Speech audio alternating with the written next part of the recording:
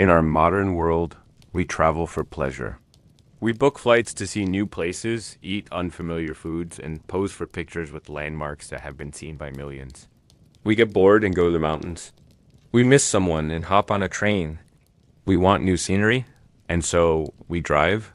But in the ancient world, the very idea of travel was soaked in risk, hardship, and regret.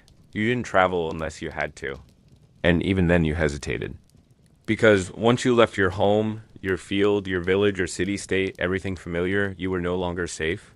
You have just voluntarily stepped into a gauntlet of uncertainty. Sickness, banditry, strange customs, and dangerous terrain equals 600. So the obvious question is, why would anyone travel in the ancient world at all? Equals 600. To answer that, we have to peel back thousands of years of convenience. There were no planes, no cars, no GPS, no hotels, no weather forecast, no cell service, and absolutely no help coming if things went wrong. Equals 600. Still, travel happened, but it wasn't for fun. Equals 600. For merchants, travel was business. You had to move goods to people who didn't have them. A Phoenician trader might haul purple dye across the Mediterranean, hoping the storms wouldn't claim his ship. A Roman wine merchant might take carts of amphorae across dangerous roads lined with potholes and thieves, just to sell a few extra denarii worth of product in a distant town. Equals 600. Trade meant profit, and profit meant survival. But the route between two markets was never guaranteed to be safe. Every mile you moved was a mile farther from your protection. From the people who knew your name. Equals 600. Then there were the pilgrims. Religious devotion was one of the few. Forces powerful enough to drive someone across deserts or through mountain passes with no promise of shelter. A Greek might travel days to see the Oracle of Delphi. A devout Egyptian might journey to a sacred temple to honor a god whose statue had never blinked, but whose priest demanded offerings anyway. The journey was spiritual. But it was also brutal. Pilgrims often begged along the way, slept under the stars, and died without reaching their destination. Equals 600. There were also messengers and couriers, usually unlucky men sent by someone more powerful. Kings and emperors needed to send information across vast territories, so they dispatched riders with tablets, scrolls, or spoken messages. A messenger in the Persian Empire, for example, might ride for days between way stations, hoping to avoid illness, injury, or someone who didn't like the king he served. Equals 600. And of course, there were soldiers. Some marched voluntarily. Many did not. Whether conscripted or recruited, soldiers often traveled not because they wanted to, but because their lives weren't really their own. When Rome called, you answered. Or else, travel for these men was the prelude to battle, blood, and often death. And it wasn't just long marches, they carried their gear, their rations, and their fears. Equals 600. Then there were the exiles, the banished, the fugitives, the dispossessed. Not all travel was chosen. For some, it was punishment. You could be driven from your city, your name cursed, your rights stripped. You wandered unfamiliar lands hoping someone somewhere might offer shelter. Usually, they didn't. Equals 600. Even entertainers, craftsmen, and wandering healers moved out of necessity. A performer couldn't make money in a town that had grown tired of their tricks. A blacksmith might travel looking for a new patron. A healer might move to escape a bad cure gone worse. They were never trusted fully. Travelers were always outsiders, and outsiders made people nervous. Equals 600. So, again, we ask, why travel at all? The answer is always some form of need. Equals 600. Need to sell. Need to serve. Need to escape.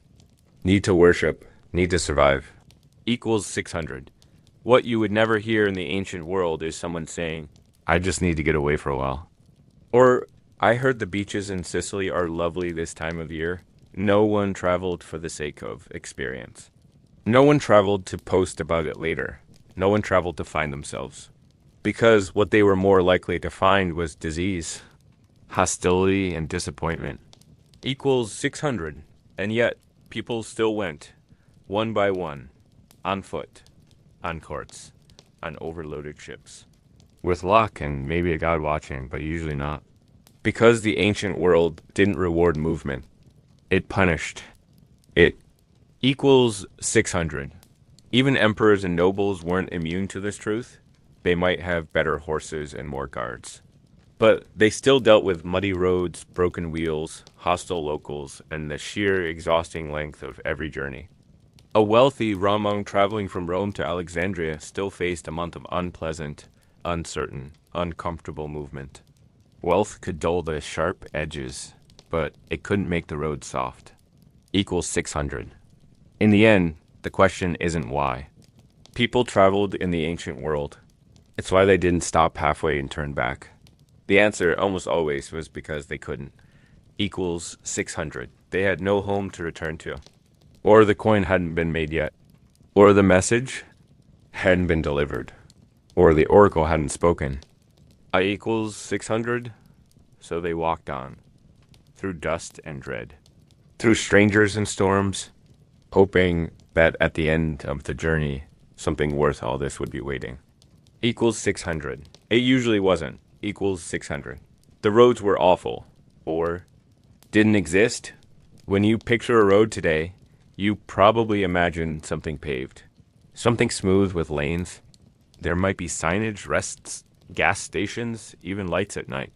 Modern roads are engineered for convenience, for speed, for a sense of calm. But ancient roads didn't care about you. Equals 600. In fact, most of them weren't even roads at all. Equals 600. They were dirt paths, etched by the bare feet of animals and humans dragging carts behind them. No stones, no gravel, no drainage. Just grooves in the earth that flooded in the rain. Baked in the sun and vanished in the wind. Equals 600. If you were lucky, you lived in the Roman Empire. Rome, to its credit, built roads, and not just a few. They engineered a network of straight, sturdy roads stretching thousands of miles across their empire. Roads with names like the Via Appia or Via Egnatia. These roads were built with stone layers, drainage ditches, and carefully surveyed paths. And yet, equals 600. Even these miracle roads were terrible. Equals 600.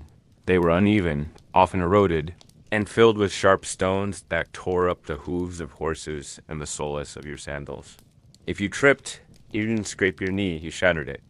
Rain turned the gaps between stones into traps of slick mud. Dry weather turned them into clouds of choking dust. The famous Roman roads were not made for comfort. They were made for speed of armies, not for civilians. Not for you. Equals 600. And that's if you had Roman roads. Equals 600. If you were in Mesopotamia, Egypt, or the backwaters of Gaul, you might not see anything you'd even call a road. Just trails. Dusty, winding trails that cut through open fields, hills, forests, or marshes. Paths that changed with the seasons, disappeared in storms, or led directly into someone's unfriendly farmland. Equals 600. There were no road signs, no directions. No, you are here. Markers. No standard widths, no expectations. A cart might fit one road, but not another. A path one month might be gone the next. Equals 600. Some roads were carved by migrating animals. Others were forged by traders dragging goods behind donkeys. Nothing was standardized. Everything was temporary. Equals 600. You might walk for hours without seeing another soul. Or worse, you might see a figure in the distance and wonder. You should hide. Because the road didn't just test your endurance, it tested your luck. Equals 600. Bad weather. The road became a swamp. A sudden rainstorm could turn a manageable track into a river of mud. Carts would sink. Feet would slide. Horses would panic. Everything slowed. Everything got heavier. Equals 600. And when the sun returned, it didn't dry things out. It baked them. The mud turned to stone. The ruts hardened into ankle-breaking grooves. If you didn't break a wheel, you'd break your own bones. Equals 600. And there were no repairs, no maintenance crews. If a bridge collapsed, too bad. If a road washed out, you found another way or didn't. Locals might know of a detour, but they weren't always keen to share. Travelers were outsiders. Outsiders were suspect. Equals 600. If you were wealthy, you might ride in a litter, carried by slaves or porters. But that came with its own dangers. Narrow paths could tilt the litter dangerously. A sudden jolt could send you tumbling. A broken pole could strand you in the middle of nowhere, surrounded by suspicious eyes. Equals 600 for everyone else. It was walking miles and miles in worn-out sandals through terrain that was either too soft or too hard. Blisters turned to sores. Sores turned to infections. Infections turned to fevers. And all of it while trying to stay alert for whatever. Might be watching from the woods. Equals 600. Some civilizations tried to improve their routes. The Persians had a royal road system with relays for couriers. The Chinese developed early stone-paved highways, especially during the Han Dynasty, but unless you were serving the empire directly. Those roads weren't meant for you, and access didn't guarantee safety. Equals 600. You could walk for days and realize you were lost. Landmarks weren't always clear. Rivers shifted. Forests grew. Rocks looked similar. There were no mile markers. No next town signs. You guessed. You hoped. And if you were wrong, you might not get another chance. Equals 600. And then there was the night. Once the sun set, the road vanished. There were no lights, no lamps, no glow from nearby towns. Just blackness. Maybe the moon helped. Maybe it didn't. You couldn't walk at night without risking injury, ambush, or simply falling into a ditch. Equals 600. So you stopped. Maybe you made a fire. Maybe you slept with one eye open. Or maybe you found an inn if you were lucky, but the inn might be worse than the road. Equals 600. Ancient roads weren't just bad. They were reminders. That movement was unnatural. That the world didn't want you to go very far. That every step from home was a gamble. That the earth itself didn't care if you stumbled or starved or vanished. Equals 600. The road was not your friend. It was a test. A long, dragging test with no clear end, no reward, and no sympathy. Equals 600. And yet, you walked. Because there was no choice. Equals 600 bandits, raiders, and everyone who wanted your stuff. Imagine you're walking alone on a dusty trail. The sun beating down, your sandals worn thin, and the only sound around you is the wind brushing dry. Grass. You're carrying what little you have. Maybe some food, maybe a wrapped up tool, maybe a coin or two tucked into your belt. And then you hear footsteps. Equals 600. Not yours. Not from behind. Not from ahead. Just nearby. Equals 600. In the ancient world, this moment meant danger. Because where there was a traveler, there were eyes watching. And where there were eyes, there were hands ready to take. Equals 600. Bandits were not a rare occurrence. They were a constant. A certainty? A part of the landscape? In fact, many roads were known less for where they led, and more for who waited on them. The ancient traveler didn't ask, will I be attacked? They asked, when? Equals 600. Banditry wasn't a fringe activity. In many regions, it was the most reliable form of income. Farms could fail. Merchants could cheat, but robbing strangers? That was consistent. Equals 600. These weren't always masked highwaymen with daggers and horses. Sometimes they were simply starving locals who saw travelers meat and coin on legs. Sometimes they were deserters from the army.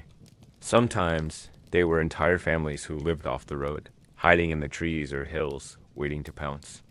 Equals 600. In the mountains, they rolled rocks down onto carts to stop them. In forests, they blocked paths with fallen logs. In deserts, they disguised themselves as travelers in distress, until you got close enough to grab. Equals 600. They didn't want everything you had. Just the valuable things, your sandals, your cloak, your food, your potter, your pack animal, your silver, your weapon if you had one, and sometimes your life. Not because they needed to kill you, but because it was easier that way. Equals 600. If you were traveling alone, you were vulnerable. But if you were in a group, you were also a target. Large caravans carried more goods, more food, more animals, and that meant more temptation. Bandits didn't always fear numbers. Some raiding bands were bigger than their prey. Equals 600. The Roman Empire tried to patrol its roads, but there were too many and not enough soldiers. Even their famous safe routes had gaps. And in those gaps, the forest grew thick and silence fell heavy. Equals 600. The rich hired guards. They brought soldiers with them. But even this wasn't a guarantee. Sometimes the guards were in on the theft, or the attackers came in the night, or the guards fled at the first sign of danger. Equals 600. And once you were robbed, there were no police reports, no tracking system, no way to recover what you lost. You were just left. Equals 600. Worse still, there was shame. Being robbed marked you. Locals might mock your carelessness. Authorities might suspect you of lying. Merchants might not deal with you again. You weren't a victim. You were a fool. Equals 600. And if you fought back, you risked everything. Bandits didn't like resistance. They were often better armed, better fed, and had the advantage of terrain. You, on the other hand, were already tired from days of walking, dehydrated, sunburned, and carrying more weight. Then you should. Equals 600. Some robbers didn't take your goods. They took you. Ransom, slavery, forced labor. A traveler caught alone with no one looking for them could disappear into a mine, a workshop, or a far-off land. Their name forgotten, their destination never reached. Equals 600. In some places, raiding was institutional. In late antiquity and the early medieval period, entire communities engaged in it. Tribes living near trade routes saw passing merchants, not as guests, but as gifts from the gods. Equals 600. Even the sea wasn't safe. Pirates prowled coastal waters, capturing ships, stealing cargo, and selling passengers into slavery. The Mediterranean, which connected so many cultures, was also a hunting ground for seaborne predators. Equals 600. And so every step, every mile was a question of balance. Move quickly, but not so fast that you draw attention. Stay with a group, but not so large that it becomes a beacon. Carry supplies, but not so much that it tempts hands.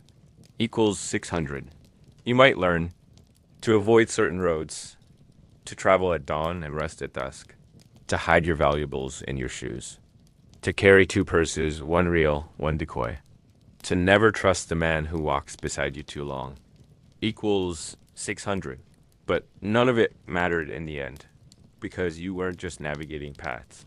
You were navigating desperation. And desperation always found you. Equals 600. The ancient world had many predators. But the worst were the ones that smiled, asked you where you were going, and then robbed you blind. Equals 600. And even if you survived, even if they let you go, the road ahead was no longer. You were hungry, poorer, shaken, and still far from wherever you thought safety might be. Equals 600. Travel by sea. Hope you can swim. Let's say you've had enough of the land. Enough of blistered feet, broken carts, muddy roads, and lurking bandits. You decide to travel by sea. The blue, open water seemed like a calmer, faster, more pleasant alternative. Maybe even scenic. But this is the ancient world. Equals 600. And in the ancient world, traveling by sea was less like booking a cruise, and more like offering yourself up to Poseidon as a polite snack. Equals 600. First, let's talk about the ships themselves.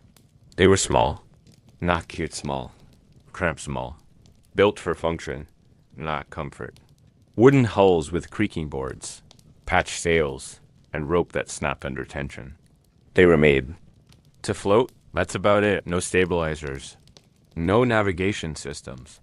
Just the wind, the current, and the vague hope that someone on board knew which way was west. Equals 600.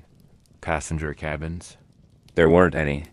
You ate, slept, and vomited. On the deck, if it rained, you got wet. If it was sunny, you burned. If it was windy, you shivered. The sea was not your friend, and the ship was not your shelter. Equals 600. You could be packed onto a merchant vessel with sacks of grain, crates of wine, and perhaps a few livestock. Or onto a fishing boat that wasn't meant for humans at all. Maybe a military galley, where rowers groaned in rhythm. The whip cracked behind them and you slept beside the smell of sweat and old fish. Equals 600, and that's assuming you were even allowed on board. Many ships didn't want passengers. You were extra weight. A liability. Some captains would take you if you paid enough, or if they needed ballast, or if they were desperate, but it wasn't a given. Equals 600. Once aboard, you face the sea itself. And the sea, unlike land, doesn't have resting places. Bare. No lanes, no trees. No roadside shrines. Just endless motion, endless noise, and endless risk. Equals 600. Storms could come with no warning. The sky could go from clear to furious in minutes. Lightning struck masts. Waves slammed decks. Winds tore sails apart. Ancient ships didn't have motors. If the wind vanished, you drifted. If it roared, you prayed. Equals 600. Navigation was little more than guesswork. Sure, some sailors watched the stars. Some used the sun. But cloud. Cover ruined that. And not everyone on board agreed on where east was. You could easily end up off course by days. Equals 600. And if the ship sank, equals 600. Well, equals 600. Most ancient people didn't know how to swim. Why would they? The sea was dangerous, and swimming wasn't a common skill. Falling overboard meant drowning, slowly, coldly, surrounded by cargo that floated better than you. Equals 600. No life jackets. No flares. No radios. No rescue boats. If your ship went down, you might cling to debris for a while, then freeze, drift, or sink. The sea took what it wanted. Equals 600. And what if you survived the wreck? You still had to worry about sharks, sunstroke, or washing ashore in enemy territory. You didn't escape death. You just postponed it. Equals 600. Even when ships didn't sink, they often didn't arrive on time, or where they were supposed to. Coastal travel was safer than open sea, so most journeys hugged the shoreline. But that also meant frequent stops, unloading and reloading cargo, changing crews, and navigating shallow harbors that were often no more than a few wooden posts and a tired man with a rope. Equals 600. Ports were chaos. Loud, confusing, multilingual chaos. Goods were stolen. Passengers were forgotten. Disease spread. If you had money, you paid to offload quickly. If you didn't, you waited sometimes for days for a gap in the traffic or for your turn to be shouted at by a port official who barely looked up from his tally board. Equals 600. And just like on land, piracy was a constant threat. Pirates didn't wear hats or say air. They wore whatever. Didn't slow them down. And they didn't care who you were. A ship full of goods was a floating prize. A passenger was either ransom or labor. Either way, you lost. Equals 600. Sea travel also came with superstition. Sailors were a nervous lot. They feared omens, unlucky cargo, cursed passengers, and angry gods. A bad dream might delay the voyage. A bird flying wrong might turn the whole ship around. And if someone got sick, the crew might assume the entire voyage was doomed. Equals 600. On Roman ships, you might sail with animals being sent to the Colosseum. On Egyptian vessels, you might sleep beside linen-wrapped mummies being shipped for burial. You didn't choose your company. You just hoped they didn't smell or scream. Equals 600. The sea made everything uncertain. You couldn't predict how long a voyage would take. A week could become a month. A short trip might become a survival story. And when you finally saw land, It might not be the land you were hoping for. Equals 600. So yes, the sea might have seemed better than the road. Until you were vomiting into the wind, soaked to the bone, watching the horizon tilt and vanish beneath crashing waves. Equals 600. And when the captain turned to you and said, "Hope you can swim," he wasn't joking. He wasn't being cruel. He was just being honest. Equals 600. Where are the maps? Spoiler, there aren't any. Today, if you want to go somewhere, anywhere, you open an app. You type in a name. A glowing map appears. It shows you where you are, where you're going, how long it'll take, and even warns you about traffic, road closures, or nearby sandwich shops. But in the ancient world, there were no maps. Equals 600, or more precisely, no maps that helped. Equals 600. There were no personal travel maps. No handy, folded guides you could stick in a bag. No drawn lines showing clean roads or distances. Between cities, if you wanted to go somewhere, you needed something far more fragile than parchment. You needed memory. Equals 600. Directions were spoken, not written. You might ask someone in a tavern, a market, a shrine. They might say, "Take the goat path past the olive tree, then turn where the ground slopes like a sleeping woman." Equals 600. Cryptic, vague, and not remotely helpful once you forgot what a sleeping woman was supposed to look like in terrain. Equals 600. In some cultures, professional guides or wayfinders existed, but they weren't cheap, and they weren't always honest. A bad guide could lead you in circles. A cruel one could lead you into an ambush. A lazy one might guess and hope you didn't notice until the sun started to set. Equals 600. So what about actual physical maps? Well, a few did exist. The Babylonians etched early maps on the clay tablets. The Greeks, especially Ptolemy, made geographical sketches. The Romans created the tabula pudendria, a long scroll-like map showing Roman roads across the empire. Equals 600, but you were never going to carry one of these. The tabula pudendria was over 20 feet long, not exactly pocket-sized. And besides, most people couldn't read Latin or Greek or any language at all. Equals 600. Most maps were symbolic anyway, not built for travelers, but for scholars, emperors, or priests to imagine the world's shape. They didn't show scale or detail or hazards. They showed relationships, cosmology, or imperial pride, not where the next stream or bandit might be. Equals 600. So what did people do? They remembered. Or more often, they hoped someone else remembered. People passed on routes through oral tradition. You talk to people on the road, memorize which towns came in what order, and pray that you didn't miss a turn. Equals 600. And turns weren't marked. There were no signs, no painted arrows. A road might fork at a boulder, and you'd have to guess whether the left path led to water wolves. One wrong choice, and you could be lost for hours, or forever. Equals 600. In cities, there might be more structure. Main roads, gate names, a few carvings on walls that told you the way. But outside those walls, you were on your own. You asked questions. You bartered for information. And you hoped the person answering you wasn't tired, drunk, or just messing with you for fun. Equals 600, and let's not forget translation.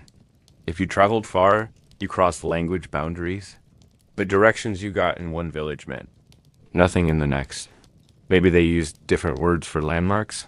Maybe they pointed in a direction and said something you didn't understand. And when you squinted in confusion, they just walked away.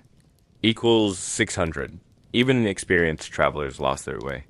Even merchants who had taken the same route dozens of times could get turned around by a washed-out bridge, a collapsed road, or a detour forced by war, plague, or local unrest. Equals 600. Distances were also a mystery. People didn't say 10 miles north. They said about half a day's walk. And your half day might not match theirs. Maybe you walked slower. Maybe your donkey hated you. Maybe you got delayed by rain, rocks, or an oddly aggressive goose. Equals 600. Nightfall made everything worse. You couldn't read the terrain. You couldn't look for distant lights. The stars might help if you knew how. But most people didn't. Stars were for gods and seers, not dusty, hungry travelers stumbling over routes. Equals 600. So you stuck to well-trodden routes. You followed ruts in the dirt. You prayed for footprints. You looked for smoke in the distance, hoping it meant people, hoping it wasn't bandits. Equals 600. Sometimes, the locals gave you a carved stick, a marker with notches showing towns or turns. But if you lost it or miscounted, it was useless. A stick won't stop you from walking straight into a swamp. Equals 600. Travelers often left marks of their own. Scratches on stones, piles of rocks, secret signs. A crude, communal effort to make the world slightly less confusing. But weather wore them down. Rain washed the signs away. Time erased their meanings. Equals 600. So when we say there weren't maps, we mean there wasn't help. There were no tools that told you where you were. No reliable way to know what was next. You weren't just moving through space. You were moving through fog. Not the misty kind. The terrifying, silent kind. Equals 600. And yet, people still tried. They still walked. They still guessed. Because to stop was to die. Equals 600. Or worse, to go back. Equals 600. Language barriers and local suspicion. You've made it down the dusty road. You've avoided the bandits. You didn't drown. At sea, you didn't get lost, at least not permanently. Now you reach a town, civilization, safety, a place with roofs, walls, bread, people. You approach thinking things might finally get easier. Equals 600. And then you speak. Equals 600. And no one understands you. Equals 600. Language in the ancient world wasn't like today. There was no global language, no universal translator, no app to bridge the gap. Every region, every valley, every people often had their own dialect, or even an entirely different tongue. Equals 600.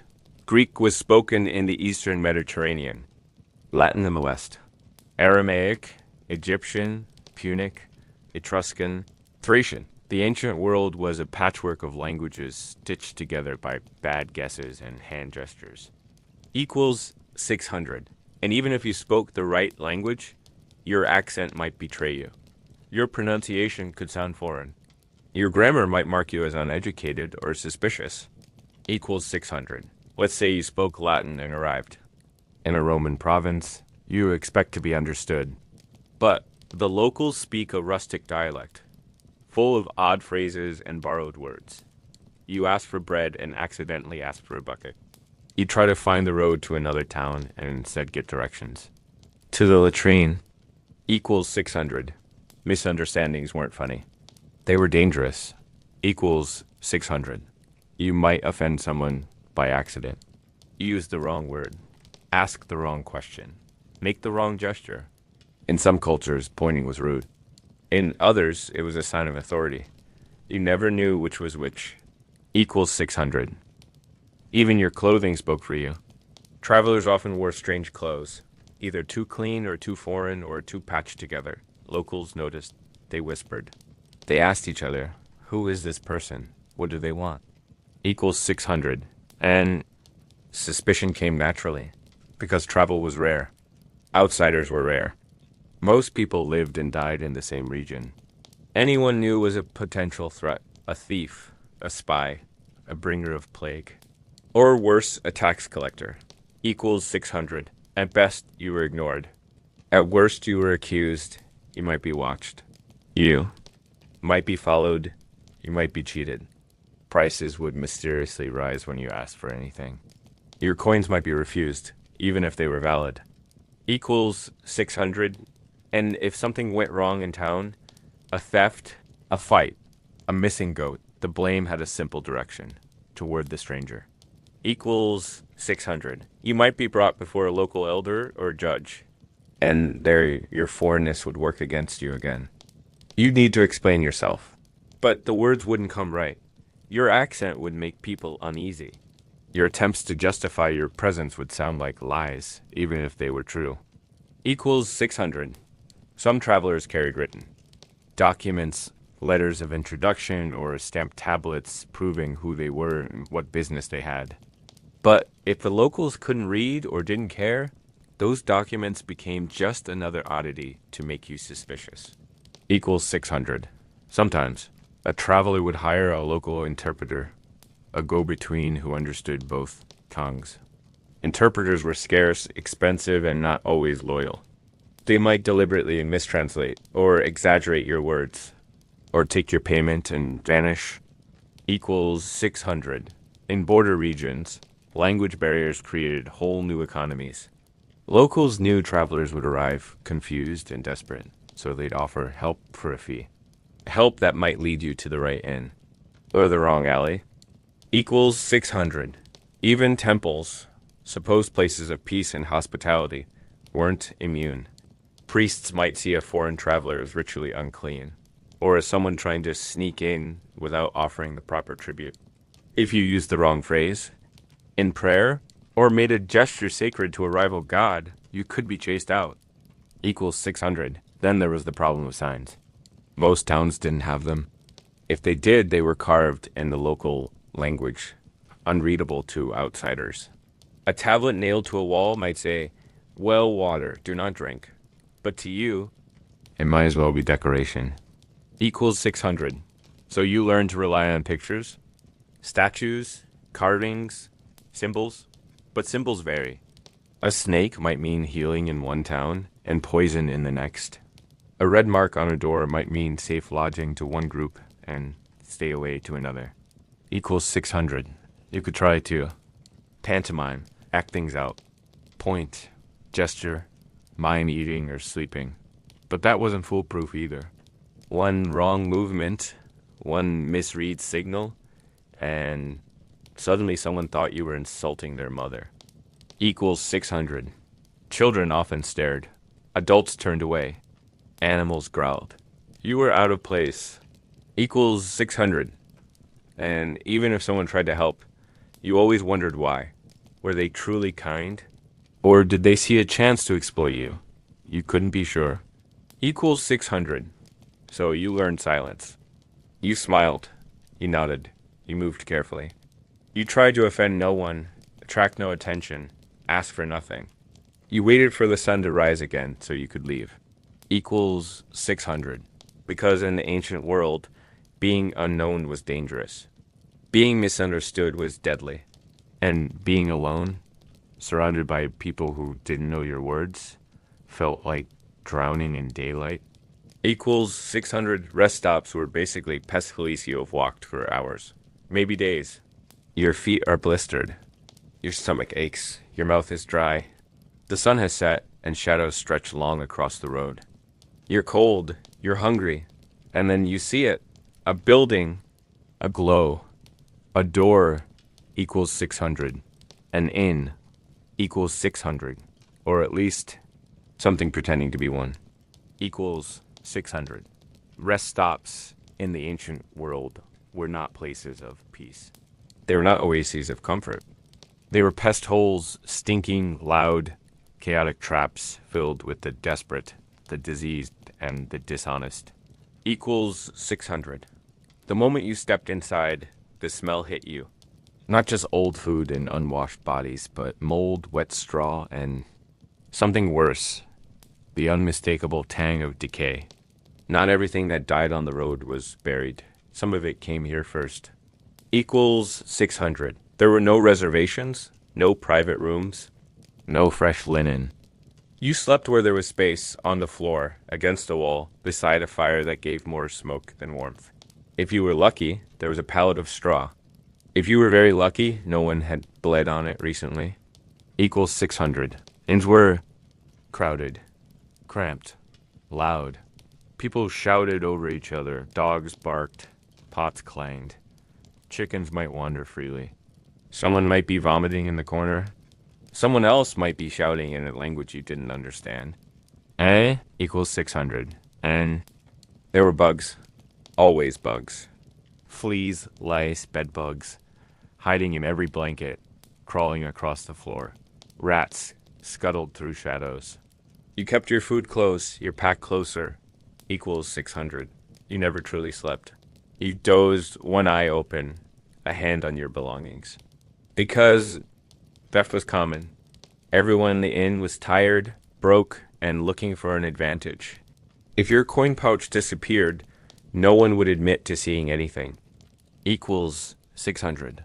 And the innkeeper, not your friend. They charged too much for too little. A bowl of porridge was cold, thin, and probably scraped from the same pot that fed 10 other strangers. Water costs extra. The clean water, even more. Equals 600. Meat, if they had it, was questionable. Tough, stringy, overcooked, or undercooked, always suspicious. Bread was dry and hard. Cheese, if it smelled too strong, was likely crawling with something microscopic and bold. Equals 600. And yet, it was all you had. Equals 600.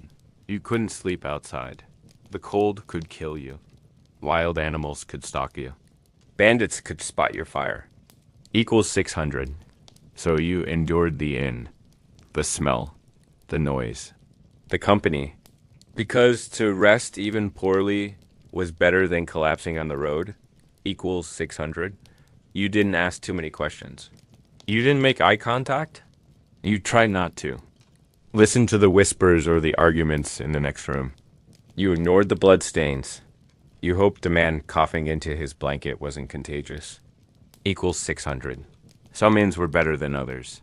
In Roman towns, there were caupone, roadside taverns and inns for the lower classes. The wealthy avoided them.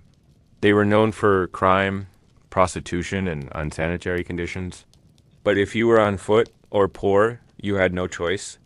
Equals 600. In the East, caravanserais provided shelter to long-distance travelers. Huge square buildings with open courtyards.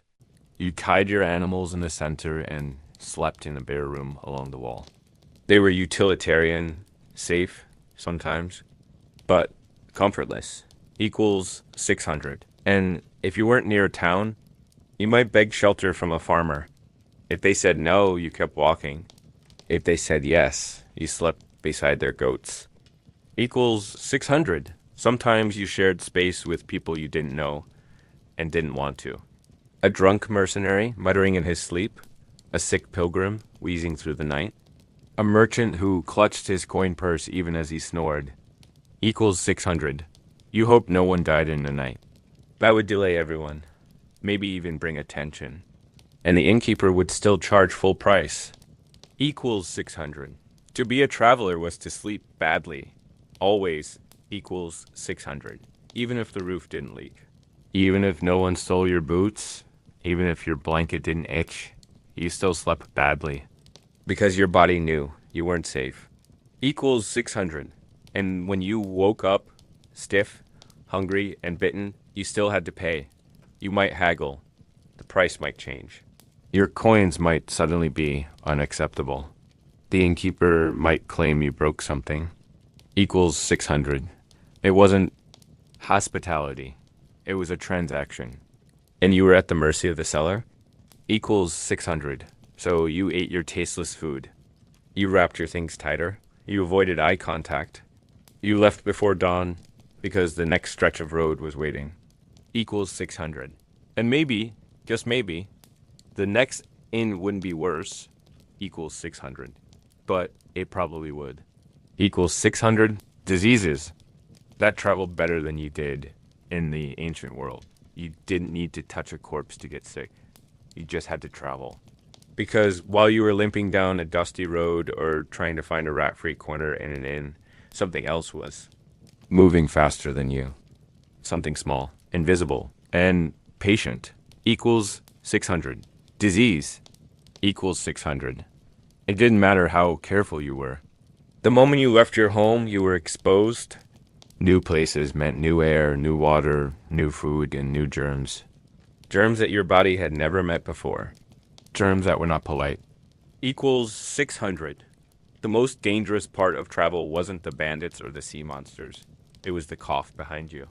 The sneeze in the market. The hand you shook at the inn. Equals 600. Everywhere you went, people carried things. Parasites. bacteria, viruses. Though no one knew those words yet. They just knew that sometimes people got sick quickly, horribly, and then more people did, equals 600. Inns, taverns, and caravans were perfect incubators. Cramped spaces, poor hygiene, shared bowls and sleeping mats. You didn't just share stories with fellow travelers. You shared lice, fleas, and plagues. Equals 600. Public water, often contaminated, wells could be fouled by runoff. Rivers downstream from towns were filled with waste. You drank because you were thirsty, not because it was safe. It equals 600. And it wasn't just drinking water. Food, too. Bread baked with dirty hands. Meat not cooked through. Spoiled fish disguised with spices. One bad meal could ruin your journey. One bad cook could kill a dozen. Equals 600. And don't forget the bugs. Flies carried disease from waste piles to your dinner. Mosquitoes thrived in the marshlands and spread fevers that lingered for weeks. Fleas rode rats into your blanket and introduced you to something worse. Equals 600. Because rats traveled well, better than you. They hid in carts, climbed aboard ships, nested in straw. Where humans went, rats followed. And where rats went, fleas bit. And where fleas bit, plagues followed. Equals 600. The Antonine Plague in the 2nd century CE swept through the Roman Empire, likely brought back by soldiers returning from the east. It didn't just kill civilians. It killed emperors. And it traveled by foot, by ship, and by breath. Equals 600. Later, the plague of Justinian and the Black Death made travel itself a risk. You could be a merchant, a pilgrim, or just someone visiting a cousin, and end up spreading death across 3 cities. Equals 600. But even smaller illnesses ruin lives. Diarrhea, fevers, coughs that turned into something worse. Infection. From a blistered foot that traveled up your leg. People didn't understand germs. They blamed bad air, angry gods, evil eyes, and so they treated you with prayers, potions, or abandonment. Equals 600. Medicine was primitive. Remedies might include wine, herb, burnt offerings. Doctors, if you could find one, might bleed you, purge you, or give you a plaster of mashed beetles and goat fat. Equals 600. And if you were sick in a foreign town, forget help. You were feared. People didn't want to be near you. You might be turned away from inns, left outside city walls, left to die in a ditch beside the road you had trusted. Equals 600. Worse, many diseases had incubation periods. You could look healthy, feel fine, and still be carrying doom in your breath. You were the danger, and you didn't know it. Equals 600. This is how diseases spread faster than information. Before word of sickness could reach the next town, the illness had already beaten you there. By the time someone said, "Don't go that way, people are dying," it was already too late. Equals 600. Travelers became scapegoats. They brought it, people would say. They caused it. And sometimes that wasn't far from the truth. Equals 600. And yet, travel didn't stop. Pilgrims still marched. Traders still moved goods. Messengers still rode.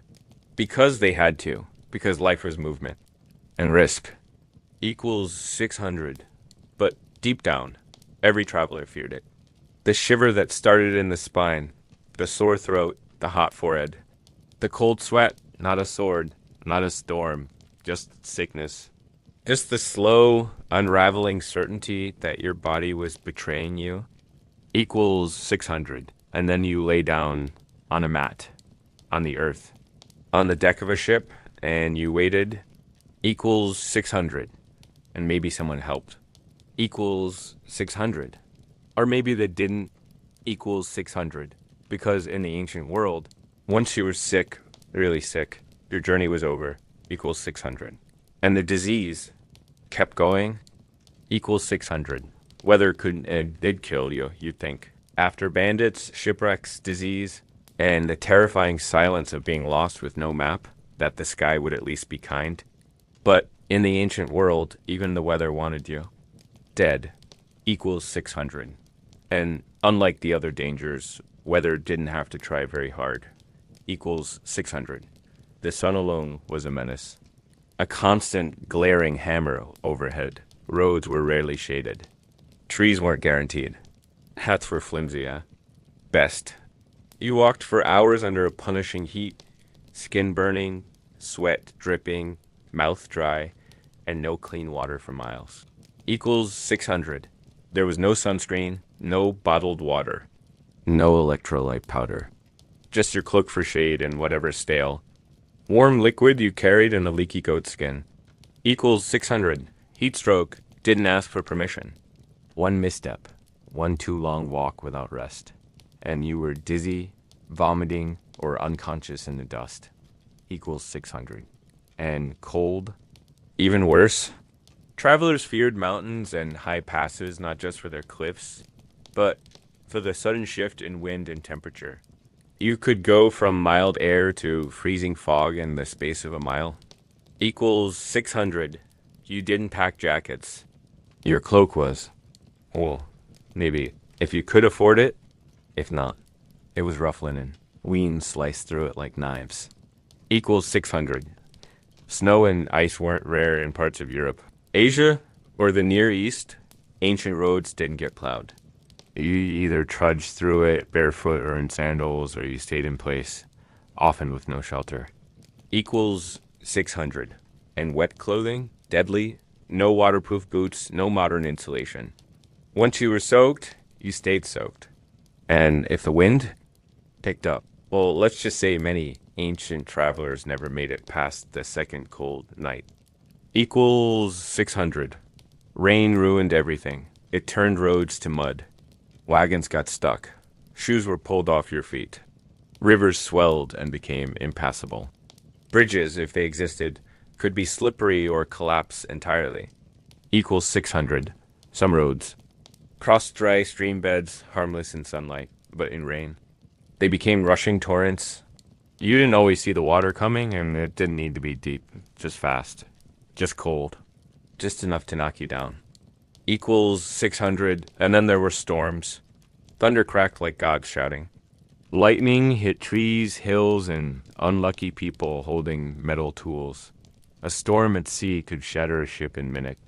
A storm on land could flood a valley, uproot your tent, or simply make travel impossible for days. Equals 600. You had no forecast, no warning, just the feel of the air, the way the birds went quiet, the distant rumble that made you stop walking. And then it was too late. Equals 600. Fog was another killer.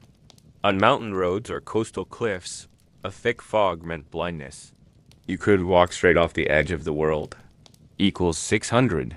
Windstorms. Kicked up dust, stung your eyes, choked your throat. In deserts, they buried trails. In cities, they knocked down weak walls.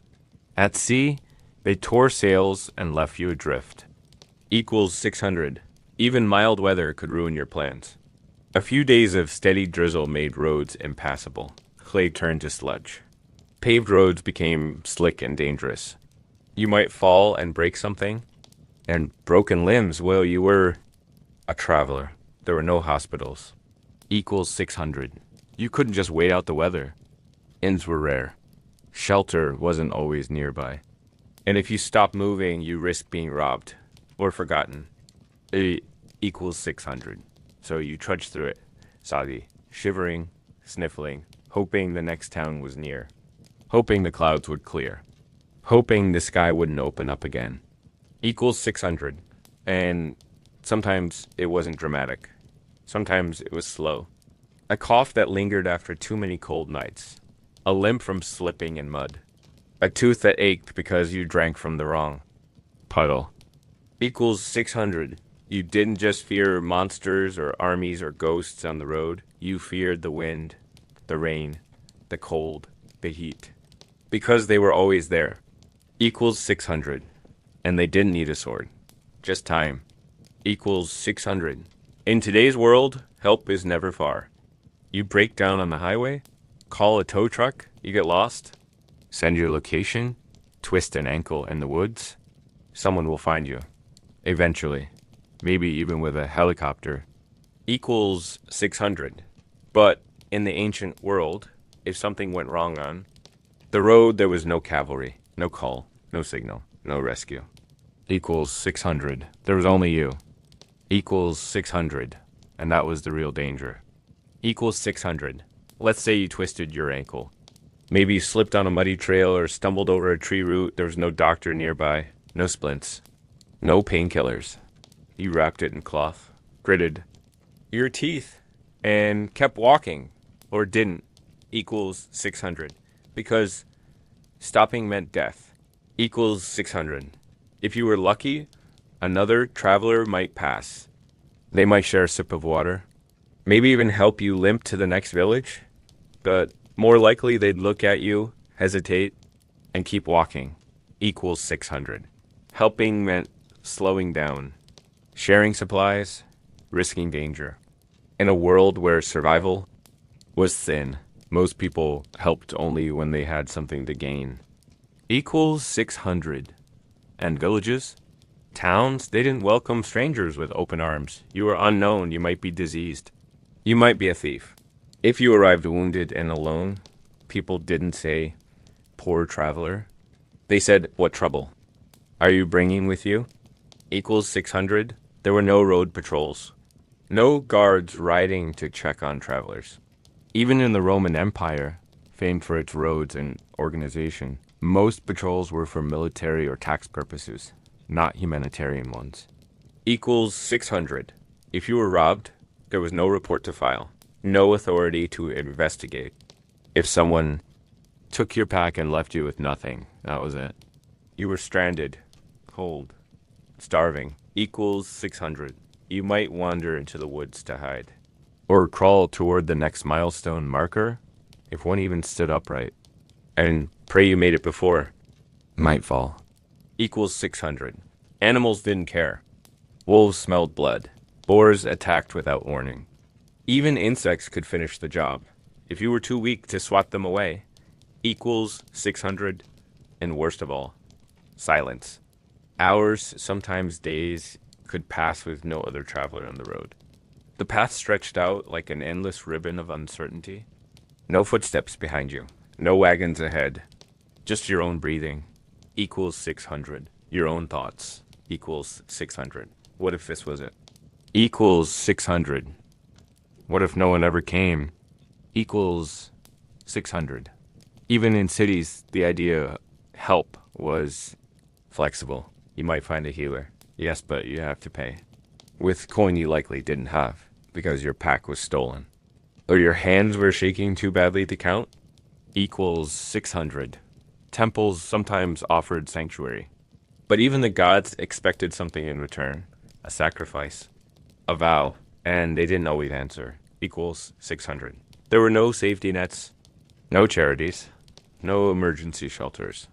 A traveler who fell behind was lost, not because people were cruel, but because the world was. Equals 600. And so most travelers planned for abandonment. They walked with others not just for company, but for mutual survival. If someone fell ill, they had to decide, stay and risk all of them dying, or leave the weakest behind. Equals 600. Sometimes they left tokens, a blanket, a small offering. A whispered prayer, but they kept walking. Because to stop was to join the silence.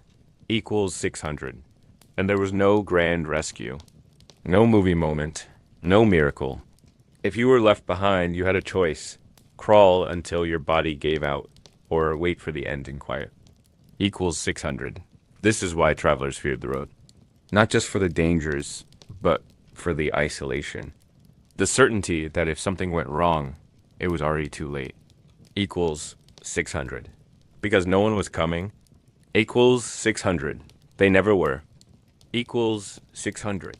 After days or weeks of walking, dodging sickness, storms, and suspicious villagers, you finally make it. You see city walls on the horizon? Maybe tall towers, banners fluttering in the wind, and a promise of safety just within reach. You limp a little faster. You clutch your bag tighter. Your stomach growls, and you imagine warm food, a dry place to sleep, maybe even a bath, equals 600. But the gates are shut. Equals 600. There's a guard. He squints at you. He sees a stranger, a traveler, dirty, tired, possibly sick, possibly dangerous, equals 600. You're not welcomed. You're questioned. Equals 600. Where are you from? Why are you here? What business do you have in this town? Who do you know? Equals 600. You answer carefully, because the truth might not be good enough. Equals 600. This was the rule in most cities across the ancient world. Entry was not guaranteed. Cities were fortresses. Their gates controlled movement, and those gates closed early. After dark, no one got in. If you arrived too late, you'd wait outside the walls. All night equals 600. And that meant sleeping in the open, with wolves, thieves, or whatever else the dark brought. Equals 600. Even if you were let in, the city wasn't automatically safe. Cities were full of their own dangers. Tight alleys, loud, strangers, political tension, disease, and suspicion. Equals 600. You were still an outsider. Equals 600. If you spoke oddly, dressed differently, or didn't follow the right rituals, you might be called a spy, or worse, a heretic. You could be chased out before your feet touched the market square. Equals 600. If you carried goods, you were taxed, sometimes fairly, sometimes not. If you had letters or messages, they could be intercepted. If you carried nothing but your hunger, you were seen as a burden.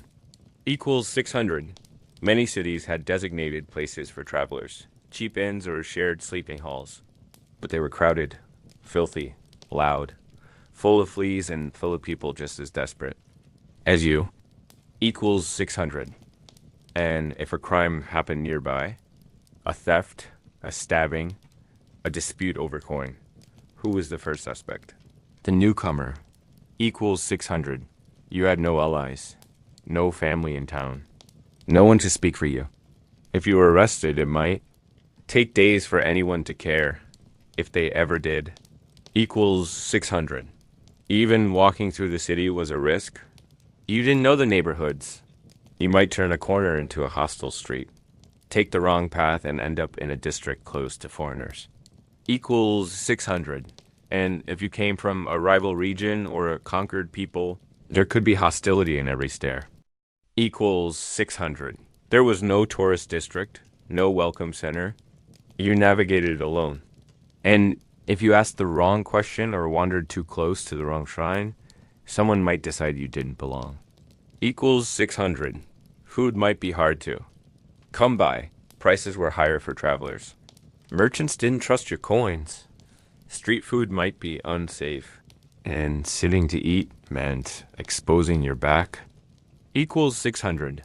Even if your trip was for business, to sell goods or arrange a marriage or meet a patron, success was never certain. Agreements were broken, meetings canceled, promises delayed. Equals 600. A messenger might arrive before you did and ruin your reputation. A rumor could close every door. Or the person you needed to meet had already left town or died. Equals 600. If you came for religious reasons, to visit a temple or attend a festival, you might still be treated coldly. Not every temple. Welcomed? Pilgrims. Some charged steep fees. Some didn't accept outsiders at all. Equals 600. Even the weather might betray you. Maybe it started to rain the moment you arrived, or your sandals wore through, or you lost your last coin buying passage into a city that now wants you gone. Equals 600. Arrival didn't mean peace. It meant a new set of risks, new social rules to break, new faces to offend. Equals 600. And always the looming fact you'd have to leave again. Equals 600. Once your business was done, or your welcome ran out, you had to go back to the road. back to the filth and fear and long shadows of unknown places. Equals 600. Because in the ancient world, even success was temporary. Even rest was conditional. Equals 600. You didn't arrive. Equals 600. You paused. Equals 600, and then the journey continued. Equals 600. In the ancient world, travel was an act of faith. Not just in roads or maps or luck, but in God's. Because when the food ran out, when the storm clouds gathered, when wolves howled in the hills or your feet gave out from under, all you could really do was pray. Equals 600, and pray they did. Equals 600. Every culture, from the deserts of Mesopotamia to the snowy hills of Gaul, had gods for the road. Protective spirits, divine guardians of travelers, traders, pilgrims, and fools who dared cross mountains without a plan. Equals 600. Romans had Mercury, god of commerce and travel, always depicted with winged sandals, because clearly he never had to walk in yours. Greeks had Hermes, guide of souls and bringer of luck. Egyptians had Anubis, who could guide you not just on roads, but into the afterlife, which, if you were unlucky, might come sooner than expected. Equals 600. But invoking a god didn't guarantee anything. You lit a candle, burned some incense, mumbled a prayer in the fading light of the inn. Maybe you left an offering, a coin, a scrap of bread, a lock of hair. You looked up at the sky and begged not to be noticed by whatever. Unseen forces ruled the earth. Equals 600. And still, the road remained dangerous. Equals 600. Temples dotted trade routes.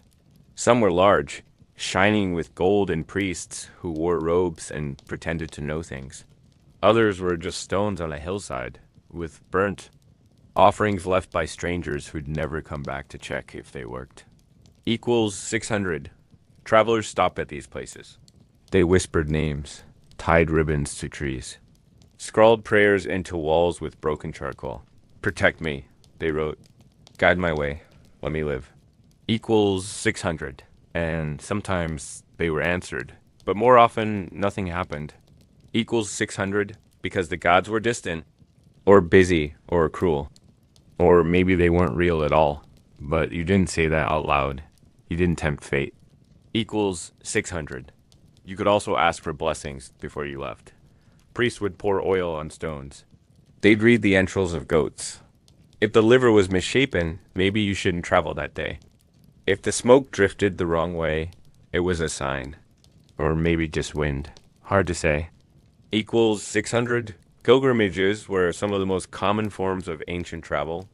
People journeyed to holy places, sacred springs, legendary temples. They walked. For days, months, even years. Hoping to be healed, forgiven, transformed. Equals 600. But pilgrim roads weren't magical. They were just as full of mud, thieves, disease, and misdirection as any other path. Your holiness didn't protect you from dysentery. Your sandals wore out just the same. Equals 600. Some pilgrims never returned. They died on the road, buried in shallow graves or not at all. But others arrived and left behind tokens, carved stones, scratched names, folded cloth, proof they'd made it. Equals 600. Religious hospitality was sometimes available. Monasteries, temples, or sacred sites might shelter travelers, but only for a night, and only if you followed the rules. And even then, food was meager, beds were shared, and suspicion still lingered. Equals 600. Foreign gods also caused problems. If you prayed to the wrong deity in the wrong town, people might not take kindly to you. Shrines were local. Protective spirits were territorial. You had to learn which god lived where, and which names to say. Equals 600. And even within the same religion, customs varied wildly. One village might worship a serene sun god. The next might demand blood offerings. You needed to know the difference, or at least pretend to. Equals 600. Relics were another matter. Some travelers carried them. Teeth of saints, splinters of holy wood, blessed herbs, tiny charms in bags tied to belts. These were supposed to ward off evil. Sometimes they worked, mostly because they gave you the confidence to keep walking. Equals 600. But others saw them as wealth, and wealth made you a target. Your holy charm could be someone else's payday. If you were robbed, the thieves might toss the charm into a ditch, or wear it themselves.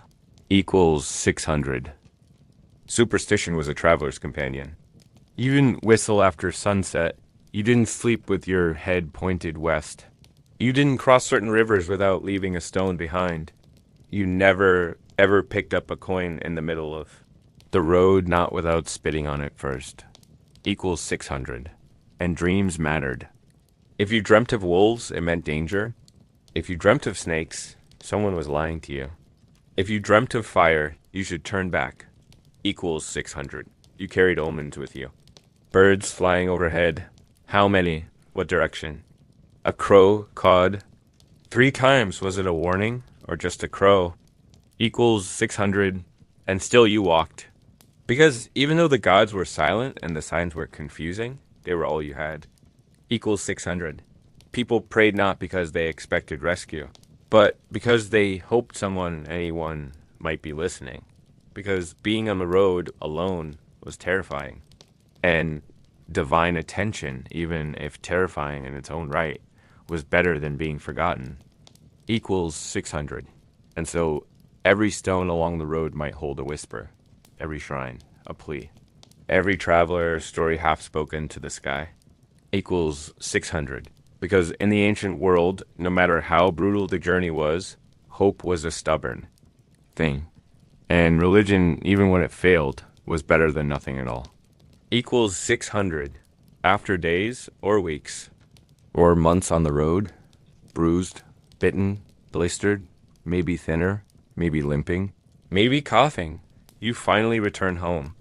You see the outline of your village, or your city, or your tiny hut. You recognize the trees, the bend in the path, the familiar crook gate. Equals 600. And you think, I survived. Equals 600. But survival was only the beginning. Equals 600. Because returning home in the ancient world wasn't always a warm reunion. You might not be recognized. You might not be welcome. You might find that everything had changed and not in your favor. Equals 600. Start with your face. Time, sun, and suffering leave their marks. A traveler returned home looking older than when they left. Thinner, worn down, hair bleached from the sun. Scars where there hadn't been any before. Equals 600. People might stare. Children might hide. Your neighbors, once familiar, might hesitate before waving. Because to them, you aren't quite you anymore. You're someone changed. Equals 600. And if you were gone long enough, they may not have expected you back at all. Equals 600. You might come home to find someone else living in your house. Someone managing your land. Someone wearing your old clothes. They might have assumed you were dead, and who could blame them? Travel was dangerous. The road was long. And no one survived it casually. Equals 600. In some cultures, your return required proof, verbal testimonies, tokens, letters. If you didn't have them, you might need to stand in front of a local official or elder and recount every leg of your journey. Who saw you? Who spoke to you? Who can vouch for you? Equals 600. If you were a soldier returning from a distant campaign, you might return to find your family thought you'd fallen in battle. Your name might have been scratched into a list of the dead. They might have held a funeral without a body. Equals 600. And now here you are, very much alive, but awkward, unexpected. Equals 600. Even if you were welcomed, it wasn't always with open arms. You brought stories, but also germs, strange ideas, foreign habits, maybe a new god. People were polite, but cautious. Equals 600. You tried to return to your old routines. But your bed felt too soft or too unfamiliar. Your meals too plain. You missed the sour stew from that roadside inn. You thought of the silence of the hills, the sound of wagon wheels on stone. Equals 600. Travel changed people. And not always for the better. Equals 600. Some travelers brought back strange dreams. Nightmares, a fear of open roads. or an itch to walk again. Some paced the village edge restless. Some stared into the fire too long. Some never really returned. Not not in spirit. Equals 600. Others brought back disease. The cough that lingered. The fever that wouldn't break. You could infect your family without meaning to. One wrong breath, and the plague that followed you across mountains now lived in your kitchen. Equals 600. If you brought goods home, silks, spices, coins, people admired you for a while until they didn't, until jealousy crept in, until someone asked, how did you get this? Who did you cheat? Who did you steal from? Equals 600. And if you came back with nothing, they asked the same questions. What took you so long? Where's the money? Why didn't you return sooner? Equals 600. Sometimes it was easier not to come back at all. Some travelers settled elsewhere, married locals, changed names, pretended to forget the place they'd once called home. Equals 600. But for those who did return, there was one. Constant. The road stayed with you, in your feet, in your dreams, in the stories you told around the fire. Equals 600. And maybe, just maybe, someone would listen. A child, a cousin, a neighbor who had never left. They'd ask what it was like out there. Equals 600. And you'd sigh. And you'd say it was long. Equals 600. It was hard. Equals 600. It was dangerous. Equals 600. And I wouldn't recommend it. Equals 600. But then again, you might look at the horizon. Equals 600. And think about leaving. Equals 600. Because no matter how bad the journey had been, something out there still called. Equals 600. Even in the ancient world. Equals 600. Even after everything. Equals 600. We like to imagine the traveler of the ancient world as a kind of noble figure, a curious wanderer, a philosopher with sandals and a walking staff, someone who seeks knowledge, adventure, or spiritual awakening. Equals 600. We picture wise men crossing deserts, pilgrims braving high mountains, heroes stepping out into the unknown, guided by stars and destiny. Equals 600. But the truth was far less poetic. Equals 600. Most travelers weren't on some sacred journey. They were desperate, poor, sent away, chasing rumors of work, carrying bad news, running from debts or disasters, trying to get to a city before winter, trying to leave a town before something worse arrived.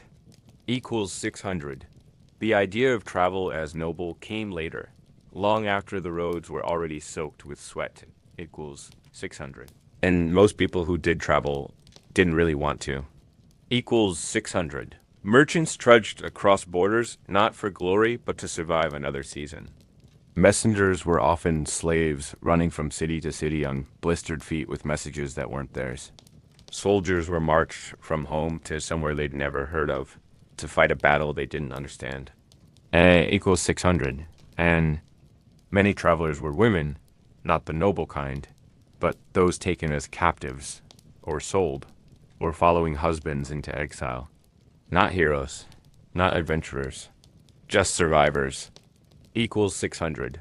Even so-called pilgrims, those walking towards sacred sites, often did so as a last resort. A mother with a sick child, a man cursed by bad luck, a widow with no land. They went because they had nowhere else to go. Equals 600. And when they returned, if they returned, they didn't glow with enlightenment. They limped home, thinner, poorer, and quieter. Equals 600. But still, the stories grew. Equals 600. Because every society wants its myths. Every culture wants to believe in the brave soul who walks the earth in search of something higher. So people turn the messy, painful business of ancient travel into legend. Equals 600.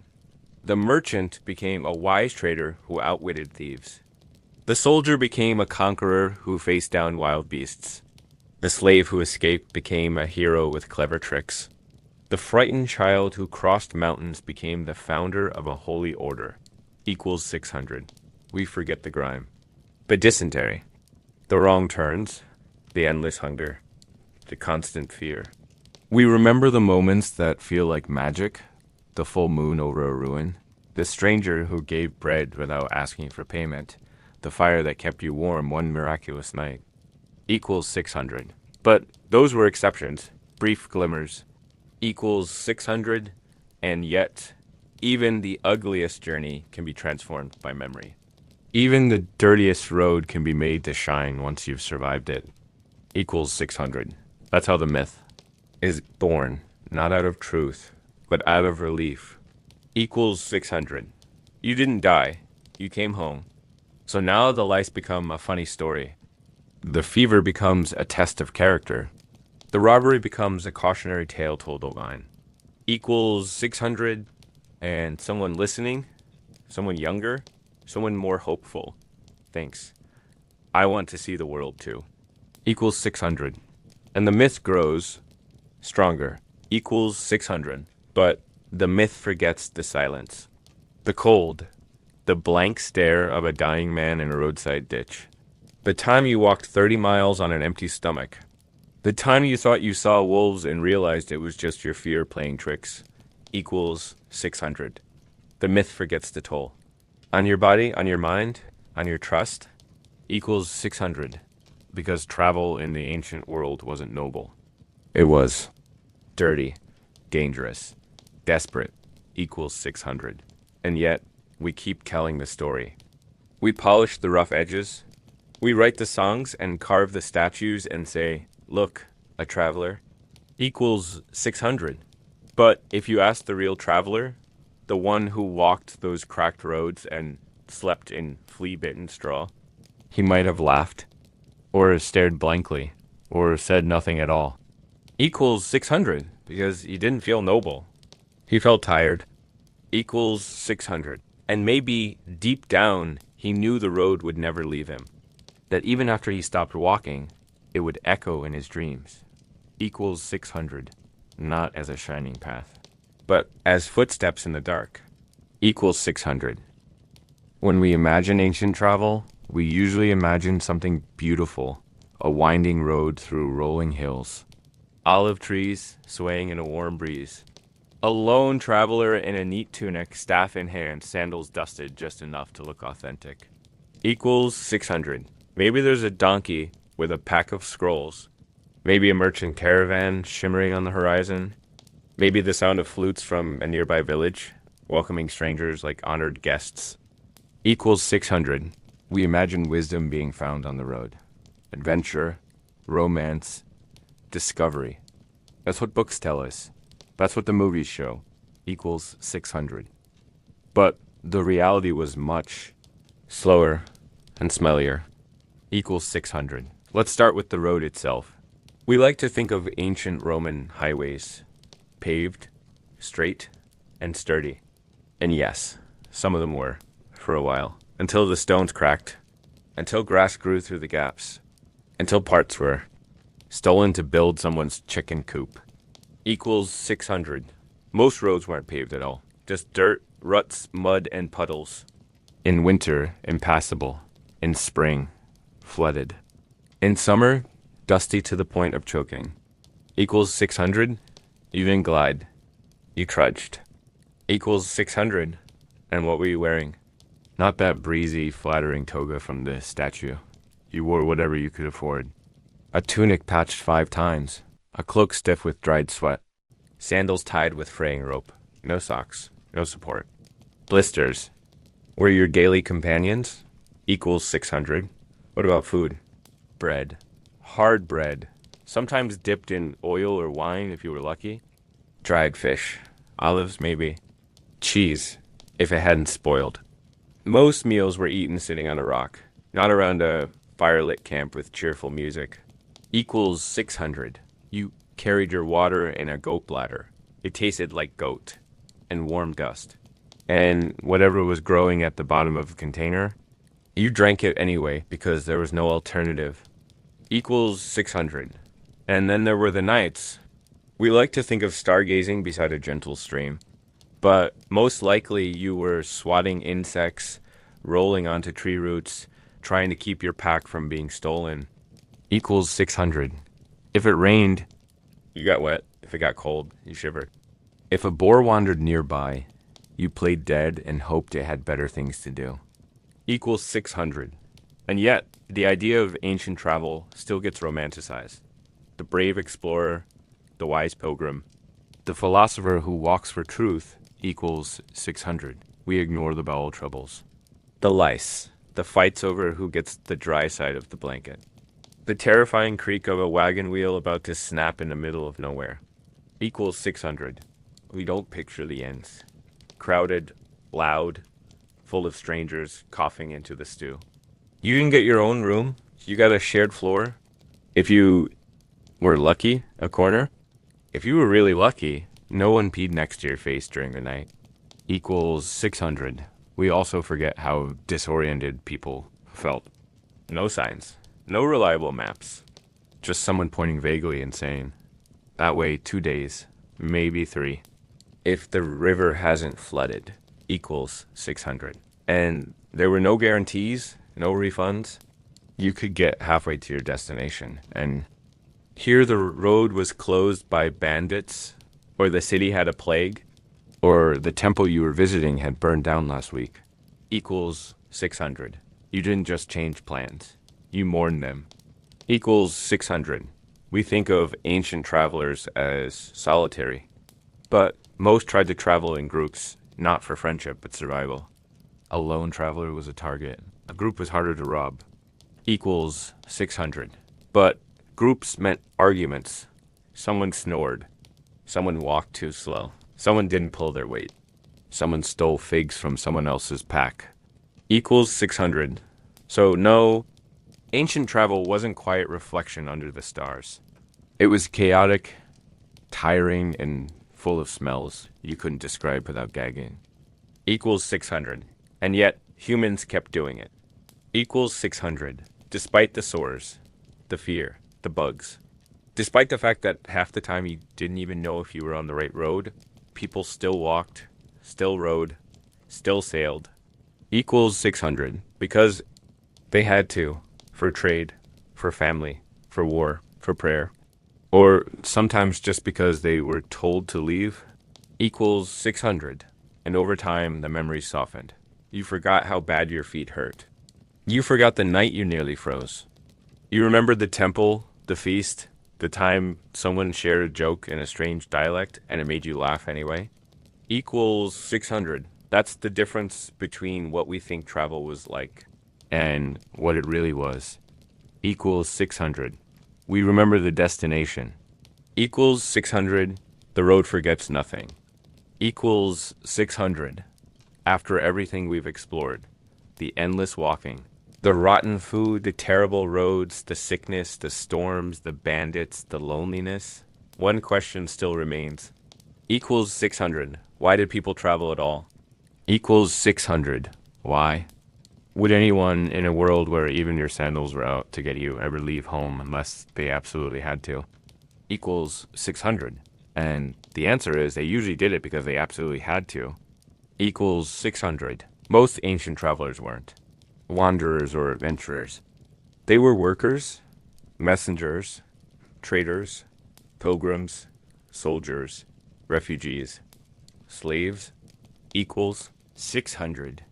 Some were sent by kings, some were sent by gods, some were sent by hunger, by war, or by fear. Equals 600. But they moved. They walked. Because home didn't always stay safe, and sometimes the only way forward was forward. Equals 600. Many traveled for trade. Goods didn't move themselves. Salt, spices, fabric, animals, wine. All of it had to be hauled on backs, in carts, on ships, across plains and deserts and rivers. And where there were goods, there were people to move them. Equals 600. These traders weren't rich merchants with silver buttons and perfect boots. They were dusty, wary, and always calculating the risk. Will I get there? Will I make it back? Equals 600. Some traveled for faith. Pilgrims on sacred roads. Mothers carrying sick children to a healing spring. Elderly men clutching amulets, whispering prayers with each step. Belief was stronger than comfort, stronger than fear. Equals 600. They risked everything for a blessing, a cure, a vision. Sometimes they received one. Sometimes all they got was blisters and silence, but still they walked. Equals 600. Others traveled for family, to arrange a marriage, to visit a dying parent, to retrieve a child sold into servitude, to chase a rumor about a brother last seen 10 years ago. Family. Ties stretched across distance, across time. Equals 600, and some traveled for war, not by choice. Young men conscripted into armies, forced to march behind banners they barely understood, into lands they couldn't name. They didn't carry maps, they carried fear. Equals 600. Many never returned. Equals 600. Then there were the exiles. Those cast out by politics, by curses, by poverty. They wandered not as travelers, but as fugitives. Strangers everywhere. At home nowhere. Equals 600. And yes, some few did travel for knowledge. Scribes sent to distant libraries. Students, hoping to hear a philosopher speak in person. They risked the same dangers. They walked the same treacherous roads. Equals 600, because ideas, even fragile ones, were worth the miles. Equals 600. But above all, people traveled, because the world didn't stand still.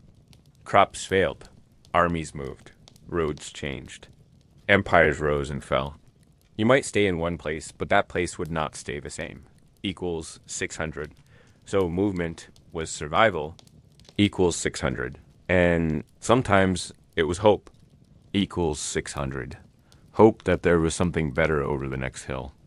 Hope that the rumors were true, that the city had jobs, that the temple healed, that the uncle remembered you, that the road for once might be kind. Equals 600. They didn't travel because they wanted to die. Equals 600. They traveled because staying behind felt like dying slower. Equals 600. And for a few, a very small few, there was curiosity, not duty, not orders, just the tug of the unknown, the need to see what was out there, to look at a mountain and say, I want to know what's on the other side. Equals 600. We rarely hear about those travelers. They didn't write books. They didn't become kings, but they existed, one step at a time, on bad roads, in worse weather, alone. Equals 600. And maybe that's the most ancient reason of all. Equals 600. Because no matter how brutal the journey, no matter how bad the odds people moved, equals 600. They always have. Equals 600. Not because it was safe, not because it was easy, but because something called them forward. Equals 600. And sometimes that something was simply being human. Equals 600.